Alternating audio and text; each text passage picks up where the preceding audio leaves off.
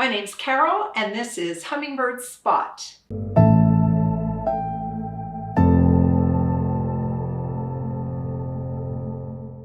As many of you know, I am obsessed with photographing hummingbirds. In fact, it's my quest to photograph every species before I die. That's a pretty tall order. I know a lot of people have photographed many more birds than I have, but you haven't had a chance to follow them along and watch them do it. Every Sunday, I'm going to upload a video showing you some of the birds that I've photographed, where I photographed them, and have sort of a travelogue. So you can see exactly where I was with other pictures of the countries, the areas, and you'll be able to see these birds. And you will travel with me as I go to countries in the future to try to get the birds I haven't photographed yet. There are more than 350 species of hummingbirds, and so far I've photographed 150 of them. The first 6 are birds that visit me on my balcony. So those obviously were the first ones I photographed. In fact, I took so many pictures of those birds that even though I love my hummingbirds, I sort of got tired of photographing the same species and decided I had to branch out. So first I went to Arizona because they have a lot more species than I have. And once I photographed those, I had to broaden my horizons. And since then, I've gone to Honduras, Costa Rica, Peru, Ecuador, Colombia, and multiple times to some of those countries.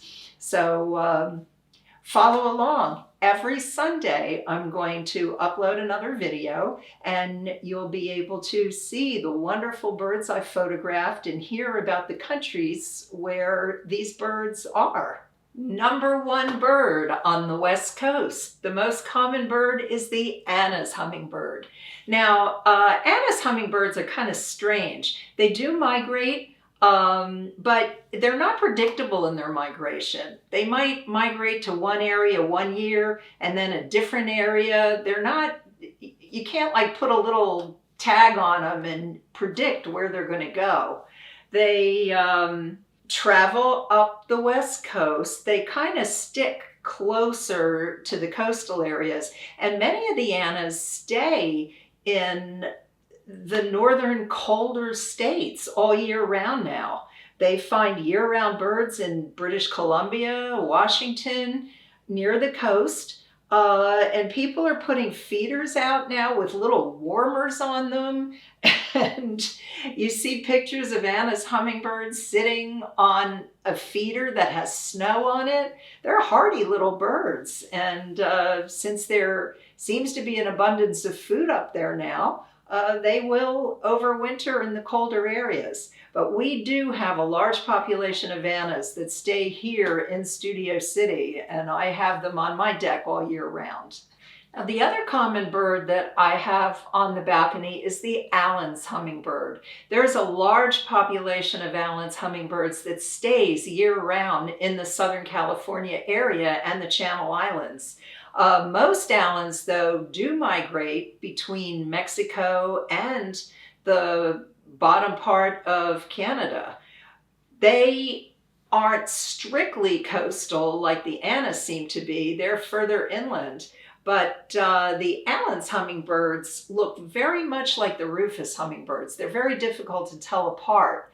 I also have Rufus hummingbirds here on the balcony, but usually I only see them during migration, in the spring and again in the fall when they're traveling up the coast and when they're traveling down. They don't tend to stay in this area year-round. The Rufus hummingbirds migrate from Mexico all the way up to Alaska every year. They're very, very aggressive birds, and if you see a Rufus hummingbird that has a completely orange back, it's most likely a Rufus male. The Allens and the Rufuses are very hard to tell apart because a lot of Rufus hummingbirds have green on their back. And the only way you can really tell the difference is by seeing their spread tails. One of the tail feathers, the ones, you have 2 center tail feathers, and then the next 2, they're they're numbered.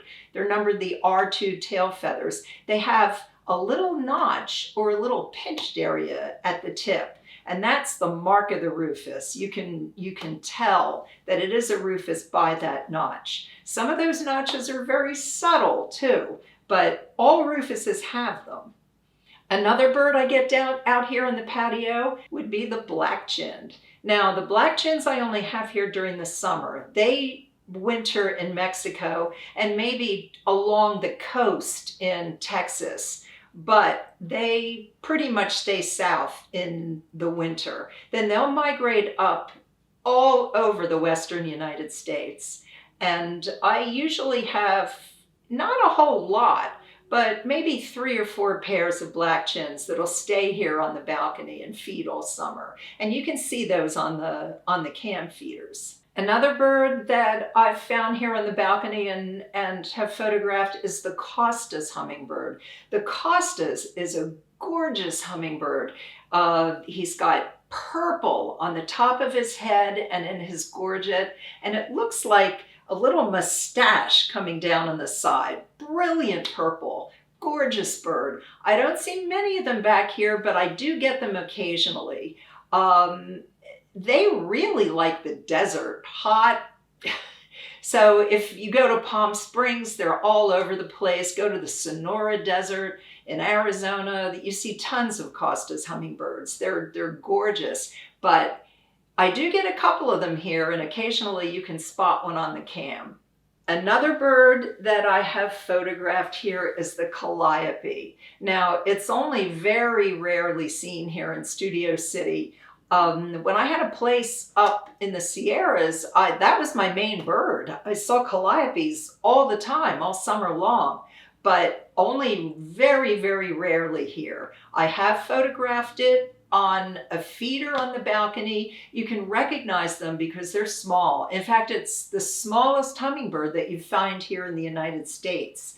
The Calliope is tiny, and the male has a gorget that's striped.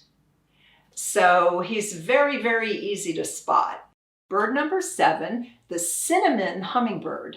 This is the first time I've ever photographed a bird outside of the United States. I was on a Mexican Riviera cruise and we stopped in Puerto Vallarta. Now, I had been to Puerto Vallarta before, so there's nothing I really wanted to do in town, nothing I wanted to buy. So I got into a taxi and went out to the Vallarta Botanical Gardens. Beautiful gardens, gorgeous place, lots of birds. Their restaurant was up on a deck and they had feeders up there, and the hummingbirds would come to the feeders and you could watch them while you're having lunch. Don't forget to subscribe and hit that bell so you'll be notified as soon as that video comes up on Sunday. You're going to see some fabulous birds and some fabulous countries with me.